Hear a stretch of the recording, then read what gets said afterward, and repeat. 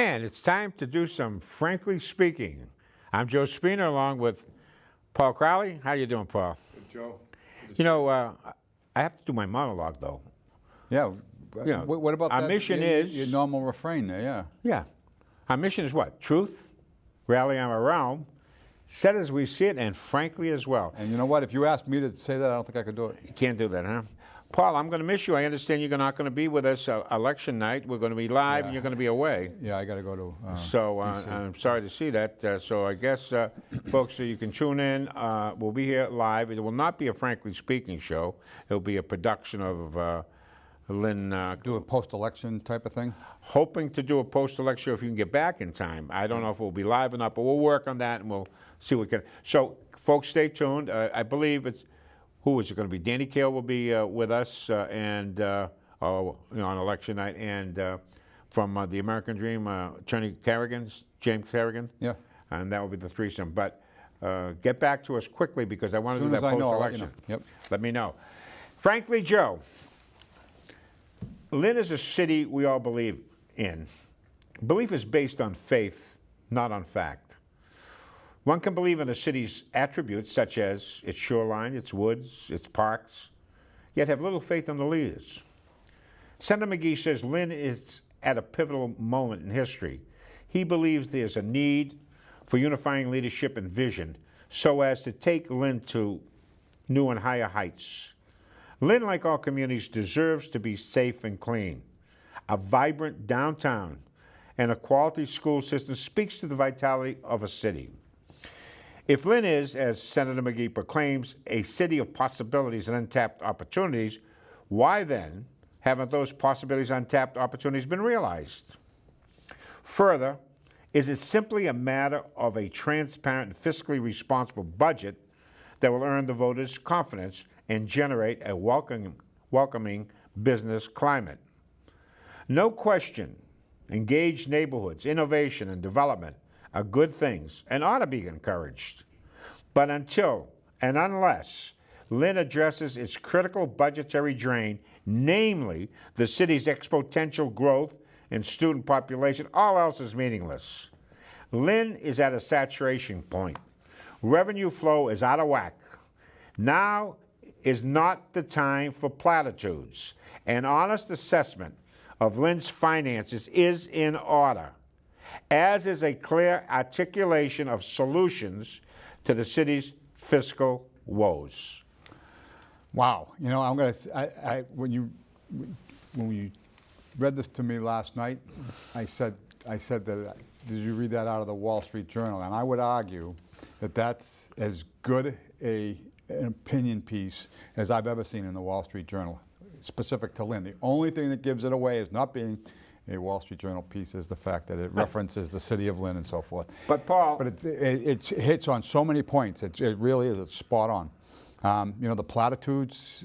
You know, this notion that, you know, you see, and this is, it's interesting because recently I was early on in the election cycle. One of the candidates, a new candidate, asked if he could sit down with me and get some pointers and ideas. You know, I ran before. Hopefully, I could offer him some ideas, and I basically told him, you know, my view of what the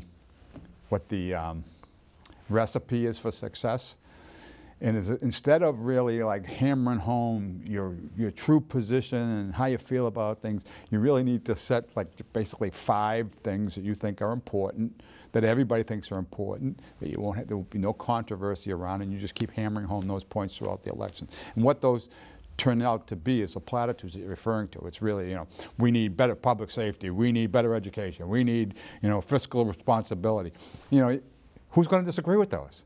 But what are you going to do about them is really the operative question. What does a forensic audit do?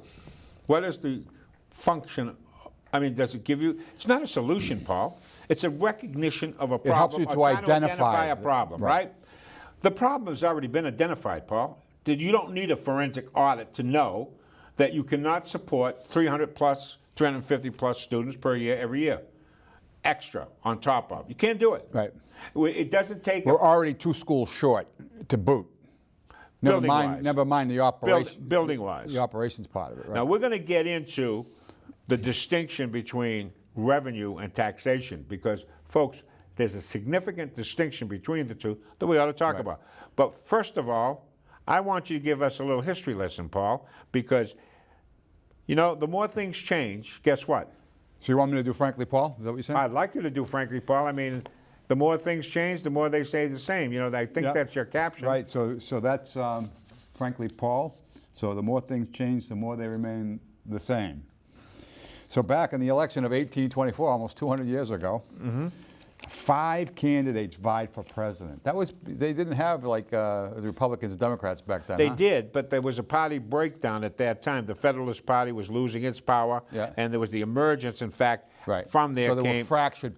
Within, like, say, the Democrats and the Republicans, there were fractures that were subdividing a party. It was more regional, geographic. Right. Yeah, back then, where you were from mattered more than anything, right? Well, up until Andrew Jackson was everybody came from Massachusetts and Virginia. Or Virginia, right? Every one of them. Right. So, okay, so here we go. Andrew Jackson, the hero of the War of 1812, won the most electoral votes in that election, 91, followed by John Quincy Adams, who garnered 84. John Quincy Adams, son of John Adams, right? Jackson also won the popular vote, 43 to Adams' 30. And while that's important to understand, you also need to consider that the popular vote didn't matter back then either, right? Okay. It was still a matter of electoral votes, right? Right. Nevertheless, the House elected John Quincy Adams over rival Andrew Jackson. And why would you say that? You know, so it is widely believed that Henry Clay, the Speaker of the House, who was also a candidate, convinced Congress to elect Adams despite, because Clay despised Andrew Jackson. Now, returning the favor, Adams named Clay Secretary of State. It's funny how many times has a former Secretary of State become the president? Or tried to? But up until that point, every time. Right. Okay, so and this elicited the coined refrain, the corrupt bargain. And I remember this from studying U.S. history when I was in college. The corrupt bargain, basically, you know, you can say that Andrew Jackson should have found a way to be the president, much the way Donald Trump found his way to be the president recently. But they managed to figure out a way to knock him out of the slot, right? Even though he was the top vote getter. In the eyes of the Jacksonians, the Adams-Clay alliance symbolized a corrupt system where elite insiders pursued their own interests without heeding the will of the people. Boy, that sounds familiar, doesn't it? Yeah. You know, that's the ruling class elite, you know, and the entrenched. Represented by the elites from the Northeast. Otherwise known as the swamp. The swamp in those days was pretty swampish. Yeah. And this is, you know, folks, understand something. Tennessee and Kentucky were not original colonies. So this is after the fact. This is after we went beyond the Appalachian Mountains. Couldn't get more outsider than that, right? Yeah, they were considered the western states, right. Ohio and Tennessee. Okay, so the Adams administration favored a strong federal role in economic development, just like his father did, right? I mean, they were basically anti-federalists, right?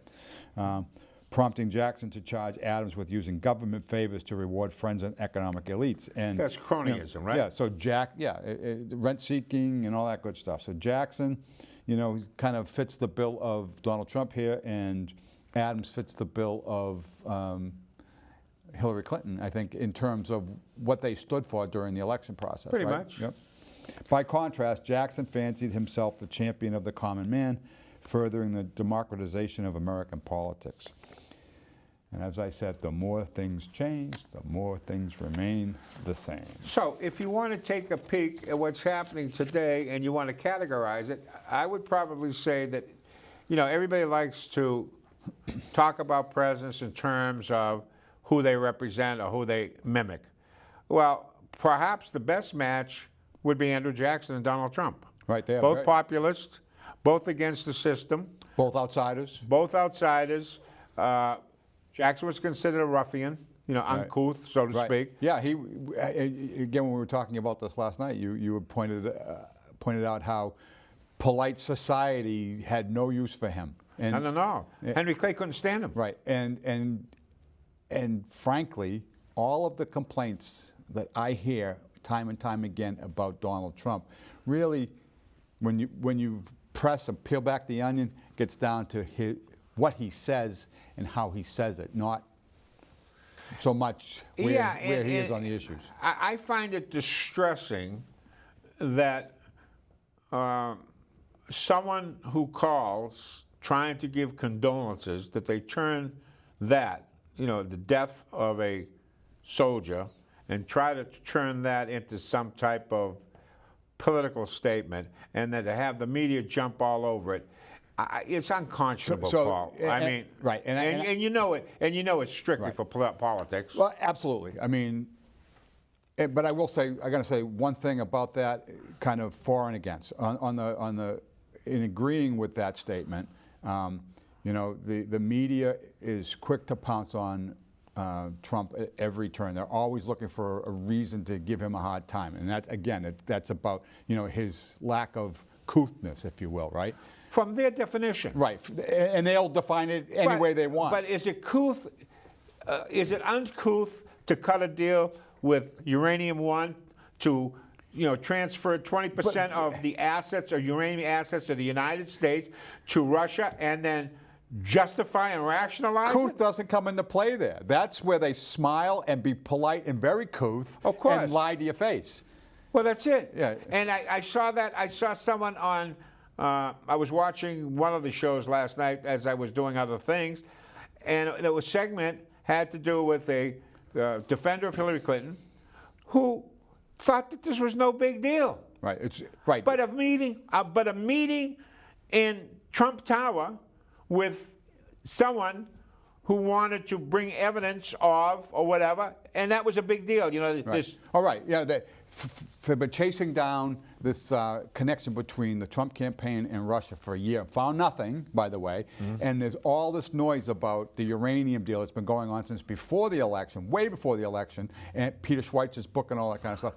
And they cannot find any reason why they should be looking at that when that's 100 times more significant than. Who delivered the sample uranium to the Soviets? I don't know. Bob Mueller. Bob Mueller. He was the Attorney General. The FBI, head of the FBI at the time. Yeah, and there's a possibility that he knew about that and told. He did. And it's not a possibility. He did, and so didn't Ron Brownstein. Is his name? Right. Well, so what's really interesting about this, and this is the best thing about Donald Trump, is he has been taking all the flack for all of his, uncouthness and all of his positions and statements and so forth. And they've been chasing down this Russian phenomenon and all this kind of stuff. And what it's doing is it's exposing the swamp for what it is on a number of levels. Because the reason why everybody is opposed to Donald Trump's point of view, both Republicans and Democrats alike, is because the Republicans and Democrats are all in cahoots, and they're all going to be exposed by this. Interestingly, would you consider Harvey Weinstein civil? He's very uncouth, isn't he? I mean, when you rape women and assault women, is that uncouth?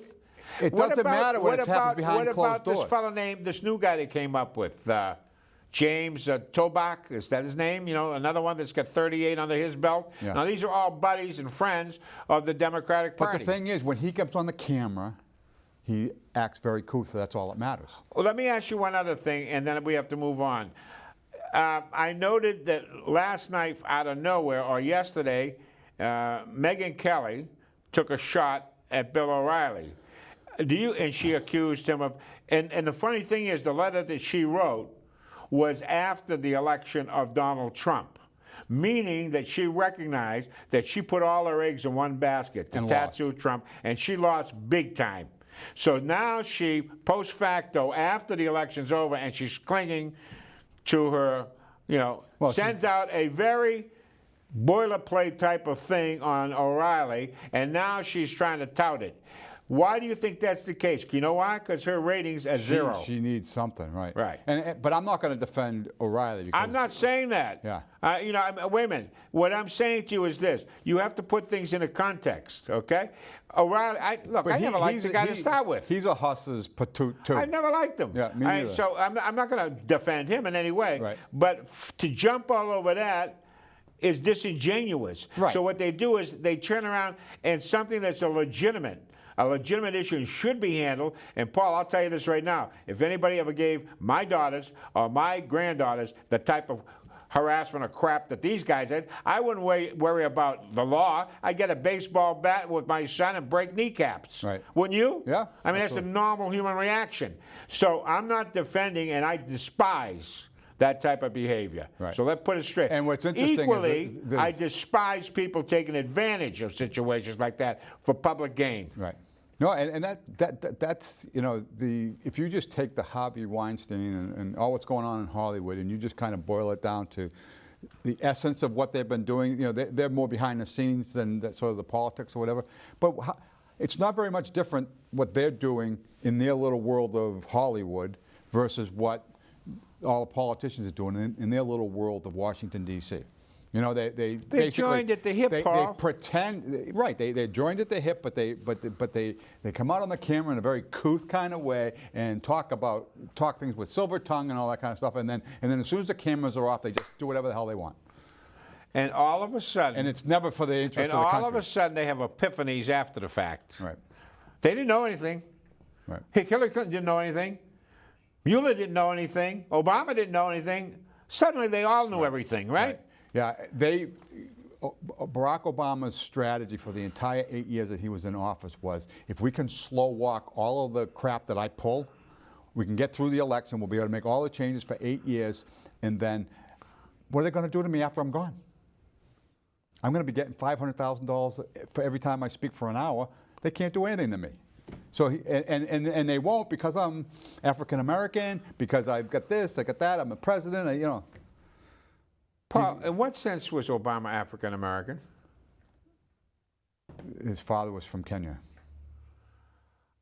Like, explain that to me. And the African American, the way we define him, is generally speaking as a descendant of slavery, right? I think you could come to that conclusion. Yeah, I don't know if but that Barack was... Obama is not a descendant of slavery. No, he's not. And his mother certainly was Caucasian. Right. Similarly, Colin Kaepernick, this is troubling because apparently Black Lives Matter want him to be their poster child. Right. To which I say to myself, his mother was white, he was adopted and raised by a white family. Why isn't he a poster child for white supremacy or something like that, you know? I mean, yeah. It's getting to be insane. Right. That's because the narrative and the surface kind of thing is all that really matters. It's the bumper sticker. It's the sound bite. It's all that stuff that they use to get their point across. Before we get to Mark It Down, which is, you know, gets back local, let me take a trip to Europe. Okay. What's fascinating is there was an election in Austria. There was an election in Czechoslovakia. Things are happening in Poland. And they're turned completely to the right. Right. They're anti-immigration, shut down the borders, and more importantly, Paul, these are countries in Eastern Europe that lived under communism. They know communism. And they lived it. They are running to capitalism and reckless abandon. The lowest unemployment rate in the world is in Poland. They adopted capitalism. So has in Austria. So has in Hungary. They don't want George Soros anywhere near them. Right. Okay? And George Soros is originally from Hungary. Right. So why do we abandon, or why did Western Europe, meaning France and Britain and Germany, they abandoned capitalism, I mean, didn't they? They're in the process of trying to. And they jump into globalism. They love open borders and open society that George Soros talks about. And you know who else is in that club? I'll give you a hint. Obama and Bush, they proclaimed their allegiance to globalism the other day when they took cheap shots at Trump. Right. All right? That's what's happening. And folks out there, you know, it comes back to the city of Lynn, too. We'll talk about that in a second. But first of all, mark this down. Okay. An apple a day keeps the doctor away, Paul, but insulting cops drives business away. So it was that a 23-year-old decided to vilify cops on her Facebook page. The daughter manager of White Rose Coffee House posted that she would never host a coffee with a cop event. Why? Namely because cops are bullies and racist killers. When challenged, the 23-year-old did not back down. Her post was not a mistake, she said. Furthermore, says she, citizens do not need to humanize police officers. Police need to humanize citizens, particularly black citizens, which they seem to struggle with doing, considering that they keep murdering them. This is a troubling and very divisive mindset. The question is, how did this happen, Paul? Well, first of all, there's not a lot of wisdom in a 23-year-old. I don't care who you are, all right? And unfortunately, for our society, our education system is riddled with people who don't teach critical thinking. They teach dogma. They're teaching, the progressive mindset and doing all these things to really turn everything up on their ears. So, first of all, she's not very smart for taking these positions in the first place. If she really thought them through, she might think differently.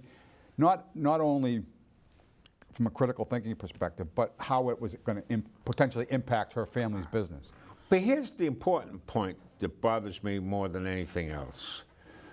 When was it written, or where was it written, the police who take a pledge to honor and protect the citizenry, who take bullets for you, Paul? Without the police, we would descend into barbarism. We would have anarchy rampant, right?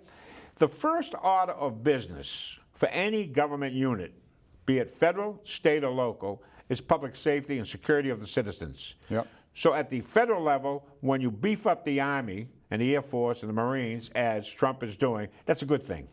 Because strength, nobody's going to pick on you. Right. That's number one. Number two, locally, when the police department, and I understand is somewhat undermanned, is that accurate? I think some people will say yes, some people say no. So the point is that everything else pales. If police aren't doing their job, the city, the other stuff, that isn't going to happen. Right. We can't have education, we can't have public works, we can't have anything unless we have a civil society. Right. So your point is very well taken, and the fact is that we need to have the institutions of policing, right? We need to have that at all the different levels. The progressive mindset, and maybe the mindset of this 23-year-old young lady, is that if, and this is a big if one police officer does anything out of hatred for persons of color, then the entire police force is guilty. Where is the mindset the police are bullies, and where is the mindset the police are racist and are killing blacks? Now, Paul, there is no question that in any institution, any organization, there's always something that is amiss. Yep, I agree. And I'm sure that there are bad cops. Right. But the institution, the mindset of the police departments, by and large nationally, and the world for that matter, is not to bully and is not to shoot other people of different persuasions. And by the way, over the years, I mean, if you go back to the 20s and the 30s, I would think that the corruption in police departments was probably more like rampant compared to the way it is today. So there's been a lot of Well, it was politicized, You're right, yeah. I mean, it was all about, people, they weren't making very much money. They had an opportunity to, get a little money on the side, so they, looked the other way, do whatever they did, But the police... But less and less of that goes on now, though, I think. But the institution, let's forget about the institution and the principle of police forces and public safety is to allow us to live our daily lives without fear. Is that right? Right. And harm. And I would say that this young lady and people who have her point of view believe that doesn't hold true for people of color. But the question is, how do we get to that type of mindset? I mean, it's corrosive, Paul, and it was not. Look, I went through the '60s where things weren't all that great. Okay. Yep. It tended to abate itself. Ronald Reagan was wonderful because it was a peaceful time. people got along. This resurrection of racism, this us against them, this disregard for authority, Paul, I'm sorry, it's a phenomenon of the last decade. Right. It's all, I mean, it is, and predominantly from the Obama administration, in my view. The whole idea was to use identity politics to divide us so that it can win these elections and the conversation, the narrative, and all that kind of stuff. And what happened? Obama wins in 2009. He gets clobbered in 11. Well, actually, so let's say 2008, Obama wins. In 10, he gets clobbered in the midterms, right? And then in 12, he has to lie about Benghazi in order to save his presidency. He just barely wins that. Then in 14, it happens again where he gets decimated. He essentially drove this country right, don't you think? He was. People will say that he was the best salesman for the gun lobby. I think what happened was I think that the powers to be, the elites, or whatever you want to call them, took a look and felt that that Obama was easier to handle, easier to manipulate than Mitt. So Mitt became see you later.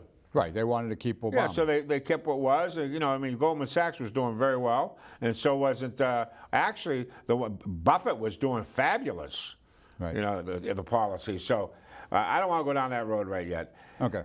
The 26th Amendment to the Constitution, folks, and if we can put that up, Pedro, it in effect prohibits the states and the federal government from using age as a reason for denying the right to vote citizens of the United States who are at least 18 years old. This all happened, when my first vote I had to be 21.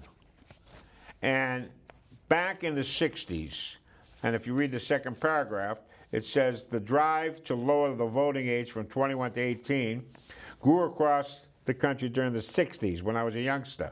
It was driven in large part by the broader student activism movement protesting the Vietnam War. Now, this is fascinating, Paul, if you can handle the next two paragraphs for me.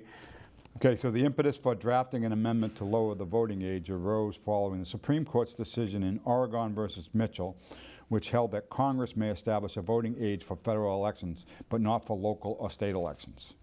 On March 23, 1971, a proposal to lower the voting age to 18 years was adopted by both houses of Congress and sent to the states for ratification. The amendment became part of the Constitution on July 1, 1971, 3 months and 8 days after the amendment was submitted to the states for ratification, making this amendment the quickest to be ratified. Now, let me just point out one thing. This whole process, so they needed to get 2/3 of both the House and the Senate to They got it easily. Yeah. to vote to amend. Uh-huh. And then they had to get 3/4 of the states to ratify, And just like the Article 5 that we've been talking about, Okay. right? Right. And this was an easy one. I mean, I think this button that's on the screen that says it all: old enough to fight, old enough to vote, is the reason behind that. Now, you have some very different views on this because you believe that that people who vote need to be informed before they start voting. No, I believe that we should be mature. And so consequently, 21 was, reasonable in my view. However, since we live longer and, the new 20 is 30, I might entertain 25. Because by 25, you're working, earning a living, you got skin in the game, and you're going to make better decisions. It's not going to be a popularity contest. So over and above that, the Obama administration, under Obamacare, decided to allow parents to keep their children onto their health care until age 26. And that's a recognition of dependency, Paul. It's recognition of dependency, but it was also a political move to make it so attractive that people would be upset if it was taken away from them. That's true, Paul. But it also goes to the point that the voting is a right, But also, there's a responsibility, concurrent responsibility. Right, you should understand In the high issues. school, who do kids vote for? The best? Who's the most popular? Thank you. Right. So consequently, like they, the king- they don't the king and vote. queen of the prom, they, right? they vote on emotion, they vote on popularity, and they don't vote on merit. I'm simply saying, is a kid at 18 years old mature enough? And nowadays, remember, most of these kids are delayed from the workforce because they're going to college, so they don't earn a paycheck until they're in their early 20s. Well, and that brings up another point, and that is, you know, given that 95% of all college professors lean left and are inclined to teach their dogma of progressivism, do you really want to give people the right to vote after they've spent 4 years being indoctrinated by the left? Well, I want them to get a paycheck and see what the federal government takes out of them, and starts realizing, the money tree. You know, I mean, they have. If you don't have a sense of what your contribution is to government, to taxation stuff, then should you vote? Look, I could make an argument, intellectual argument, folks. It's an intellectual argument, a hypothetical, that if you're on welfare, that your vote is suspended until such time as you're off welfare. Right. Because of conflict of interest. We do that with prisoners, don't we?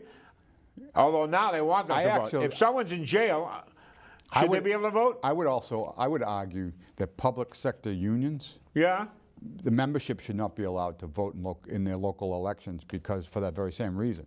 Because they're only interested in their contract, which So is you're saying not take away the vote, but limit it. For example, when I, as a school teacher, was elected to the city council, I had to take a leave of absence from education from being a teacher because it was viewed as a potential conflict of interest. Oh, you did?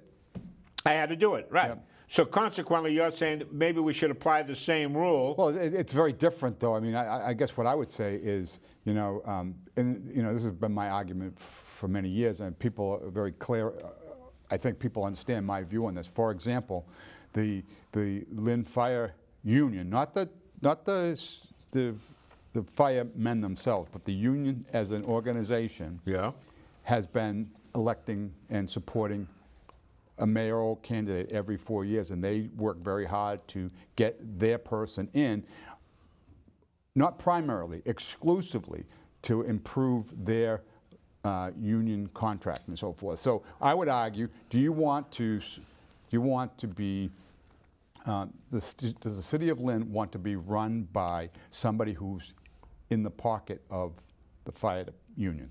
You know what I'm saying? So, Paul, it's that kind of thinking. Paul, I got a flyer in the mail from a candidate for mayor. And that flyer was sent out and paid for, very slick, by the way, and expensive, by the state Democratic Committee. Right. What's that happening in a nonpartisan race?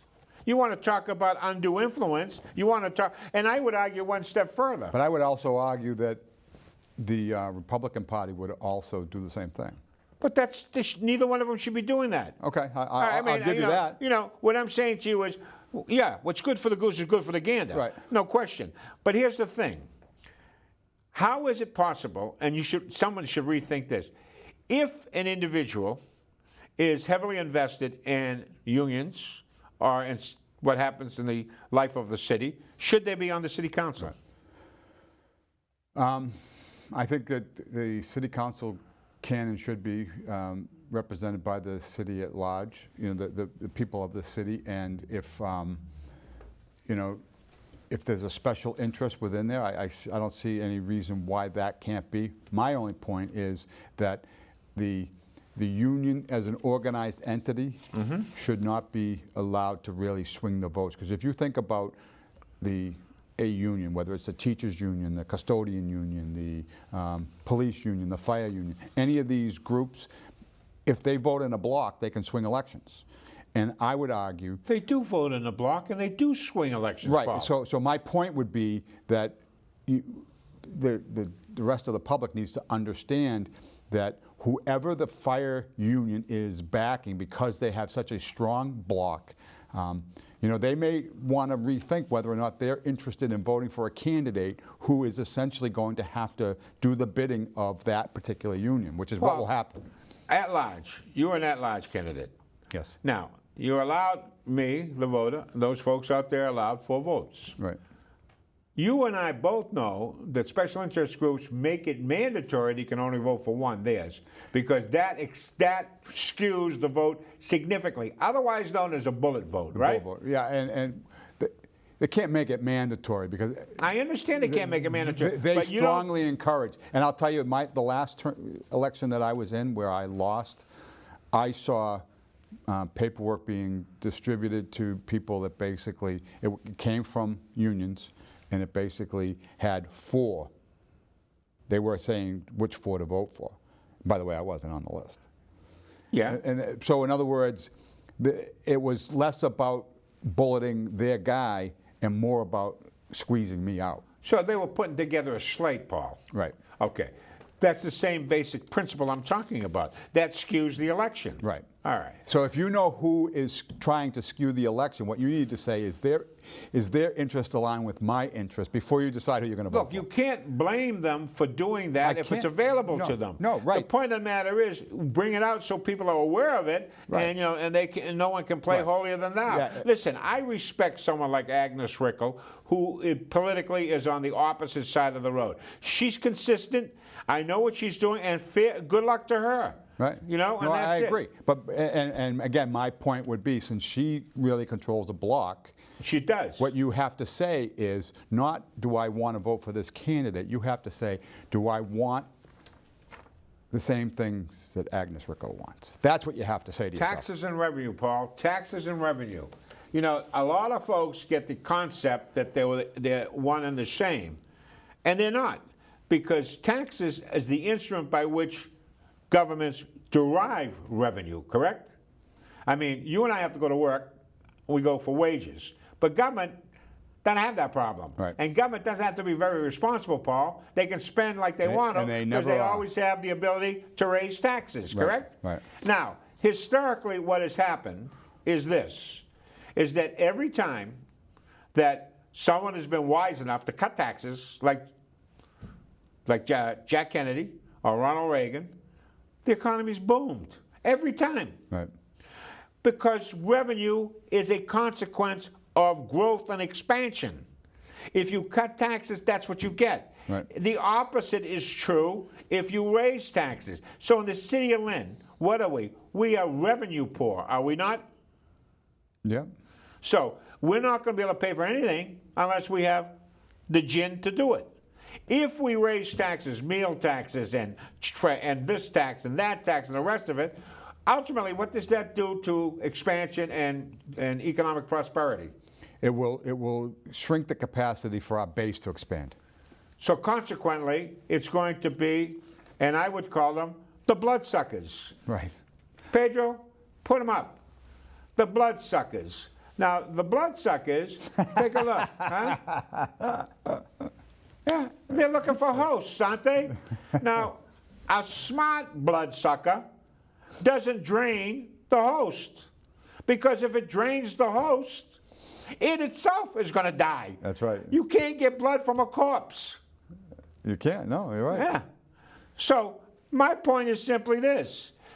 Where are these people getting off to 150 million on this and another school for 100 million here? And I mean, like it's chump change. Right.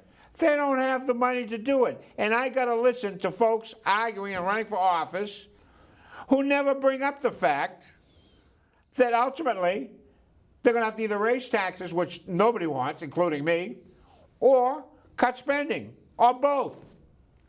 Because there just isn't any revenue, and there isn't development. Paul, that development that you're in love with, and I Which love one to is teach that? it, Which one the is one that? out of Beacon Chevrolet, you know, that's scoped out. That's the very first significant development on the Linway in 100 years. I love it. I haven't seen it yet, but it's proposed. But the point of the matter is this: it's 85 mil. Is that right? Total cost? Yeah, something like that. Yeah. So if you use that base at the tax dollars, that doesn't cover the 300 students and 350 that are going to come in. No. It's a drop in a bucket. But here's the thing. The tax revenue generated by that project is not supposed to pay to make it possible for us to absorb 350 more kids. It's supposed to come into the coffers so that the city has the resources to run its operation. What you're talking about, and this is the whole bloodsucker argument, is that we're not going to, it's never going to abate. The students are going to keep coming, Well, and we better build to make up if for you're it. a sanctuary city, you're in favor of sanctuary cities, isn't that an invitation? You might as well write out, hey, come on in. Welcoming city, I think exactly. they call it now. A welcoming city is not necessarily a good idea. Right. No, I mean, and I've always argued, that it needs to be a balancing act. There needs to be a balance between the investments and the support for those most in need. I mentioned at the beginning, under Frankly Joe, that we are saturated. Do you argue that, folks? Has this city been saturated? Mm-hmm. We have a disproportionate amount of subsidized housing, and those people who are in favor of those type of policies are running for office. Right. Well, it's like what happened in Houston when the rains came. The ground couldn't absorb the water fast enough, so we flooded. And that's essentially what's going on here. So explain to me, Paul, since you're an accountant, how a forensic audit is going to do anything about financial woes. Interestingly enough, the forensic audit is going to come to two conclusions. One is we need to slow down the growth of immigration in the city, A, and B, we need to revisit all of the union contracts that we have. Those are the two things that they're going to come up with. But that's a first step, a significant step, but a first step. But that's where if you're talking about, 70 to 75% of the budget goes towards salaries, and our school system is growing by 350 students a year, which is, untenable. So. And those are two very big things that, there are other things as well, and, you can. Kind of take another look at the bloodsuckers. I kind of like that bloodsuckers. Hey, put those bloodsuckers up one more time, will you please? Now, folks, take a peek at those guys. They're smart enough to keep you around because they need you alive and well in order to suck more out of you. Right. When will politicians learn that ultimately they're very bad parasites? You understand that? They want to kill the corpse, or they want to kill. They don't want to kill the corpse, but they're too greedy to. They will. They will end up with a corpse. Right. Unless. Right. Otherwise. Yeah, I remember a very smart man that I once knew when I was in the investment business. He owned a bunch of real estate, and I was at the time selling investments, and I was talking to him about how he might invest in the stock market, and he said the only way I could do that would be to sell some of my real estate. And I said, so what's wrong with that? He says, I'm not killing the goose that laid the golden egg, is what he told me. Of course. The rest of the world that I mentioned, Eastern Europe, and all countries that were once under the grip of communism and socialism, every one of them has leaped, dove into capitalism, and they're doing wonderful. And we're going the other way. I want to comment on something you said earlier. You were talking about how the city and state, the elected officials, they always think about things in terms of revenue and investment, right? We have to invest in our kids, and we need to raise revenue. That's called spending money. Investments and revenue are considered positive balance sheet and income statement items, right? That the expenses are the negatives and the liabilities are the negatives. Investments, revenue, positives. But in both cases, they are taxes. They are taking and essentially absorbing all the wealth in the country and they're masquerading. Destroying. When they use the word investment, they're masquerading taxation. Right. Real investment is done, and not always successful, Paul, with the concept of having a successful enterprise that generates and a money. good return. And I'll make another way to look at this too is they talk about investing in our schools for our kids, right? And time again they keep investing in our school systems. And over the years, I don't think that we've seen a substantial improvement in the quality of education. Would you? What I'd say, Paul, is what good is investing in education and paying a whole bunch of money for kids to move out of town, to find their fortunes and sell their wares and talents elsewhere? That's counterproductive, isn't it? We spend a barrel of money. with all its effort to educate kids that do not return to the city, do not contribute to the city, and do not allow the city to grow. Instead, they go elsewhere to Swampscott Mountain. They go to Greater Lynn, Paul. They go to Greater Lynn. Right, and those who don't excel stay. Yeah, what you're saying? Yeah. Because Greater Lynn doesn't want But doesn't that happen in any community? No, there are certain communities where people get educated and they want to stay there because they love that community. Right. I mean, you want to leave? You want to leave Brookline? You want to leave Marblehead? Do you want to leave Marblehead, Paul? I don't want to go there. But the point is, if you come from an affluent area and a wonderful area, you're not about to want to leave. Right. So, 3 comments we got to get to, Paul. Okay. It's good to hear, and always good to hear, some facts about the drug epidemic. We try to get them to you folks. State and federal government has utterly failed on this matter. And I believe that you agree with that, Paul. Yes, I do. Now, do you really think politicians, as he said, could get tougher and change anything except their net worth? The net wealth, yeah. Or their net wealth? Do you? I never say never, and I'm always been an optimistic sort, but it's kind of hard to believe. I mean, you know, there's just, you know, we talked about this on past shows that there's a lot of people that get into politics as that's their avocation, if you will. That's what they decide they want to be for their career. Back in the beginning of this country, people did it as a civic duty. They would go and they would do their 2 years and they would go back to the farm. And it's so different now. And people who do that, they're not doing it because they want to be a politician. They're doing it because they want to make money. You know, we talked earlier about John Quincy Adams.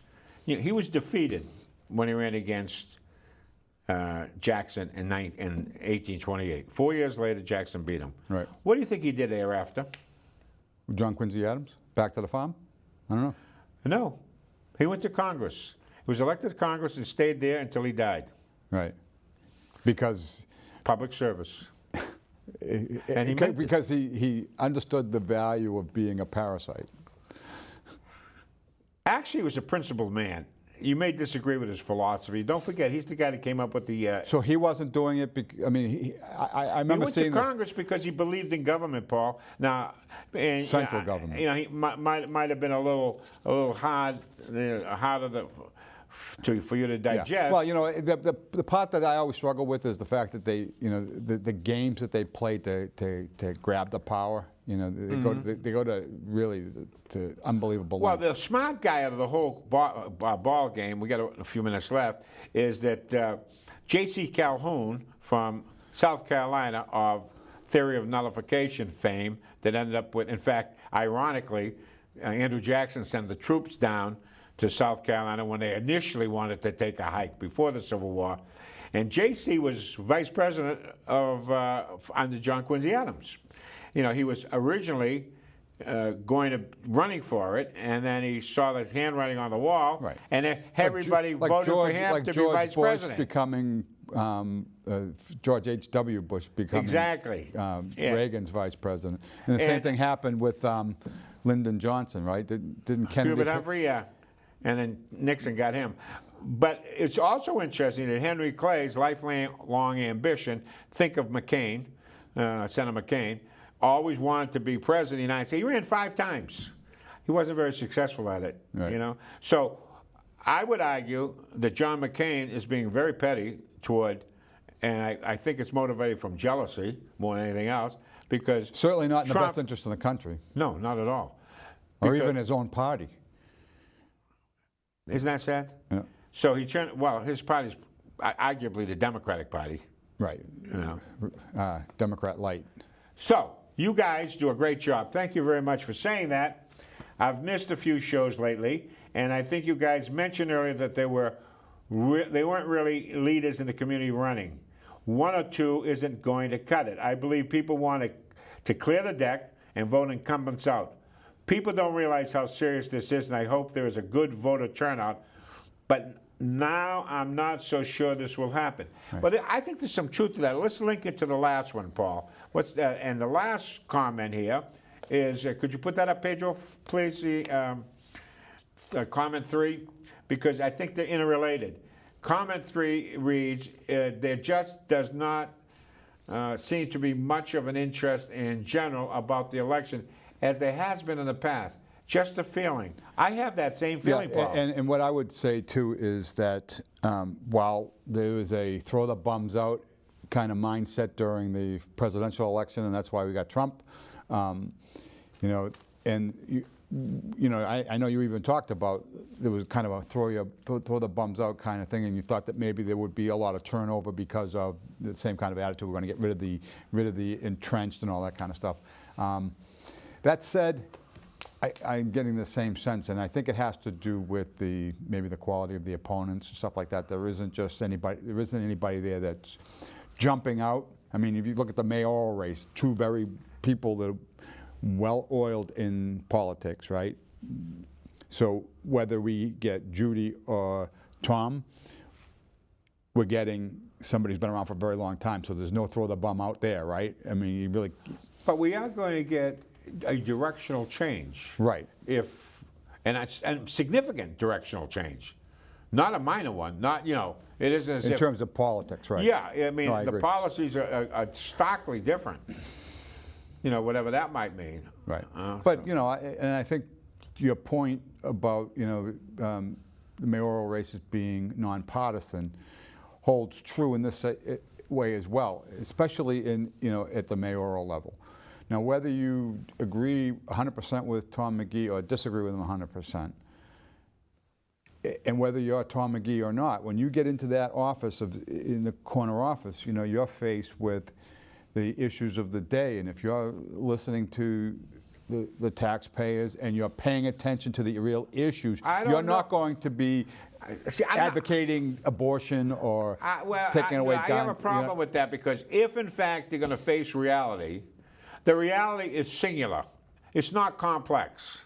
We have a serious fiscal problem. We have an inverse proportion between revenue and expenditures. And unless that's taken care of, nothing else matters. And the anchor, as you pointed out, are twofold. And I would add that the influx and subsidized housing is contributing to that, and we cannot develop fast enough in the short term to be able to cover our losses, our revenue loss shortfalls, I should say. Shortfalls, right, yeah. And that's where I think the problem is. Paul, I'm going to miss you. I'll be here next week. Are you? Oh. It's 2 weeks. Oh. Because next week is not the election. The election is the following week. I told you I wasn't paying much attention. I applied for an absentee ballot. Already? So that I can make sure I get my voting, because I will not be in the state during the election. Don't forget to write my name in for mayor. You know? Folks, until we meet again, we'll be back next week, same time, same station.